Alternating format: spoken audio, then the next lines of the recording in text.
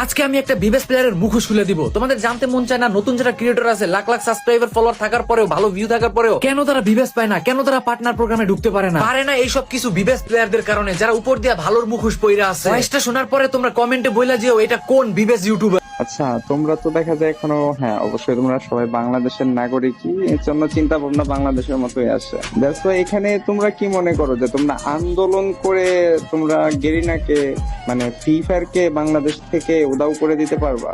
এটা কি তোমাদের ধারণা? তাহলে মনে হয় যে তোমরা বোকার স্বর্গে বসবাস করছো। কেইনের কিচ্ছু যায় আসে না। যদি এখান থেকে যদি 500 মানুষ যদি না থাকে কিংবা 1000 মানুষ না থাকে, কেইনের আই থিঙ্ক কিছু যায় আসে না। তো রিল্যাক্সে ধৈর্য ধরে বসে থাকো, আর কখনোই গেরিনার বিপক্ষে কিছু বলার চেষ্টা করো না। তাহলে কিন্তু মনে হয় যে যতটুকু আশা ছিল সেটা হারাবে।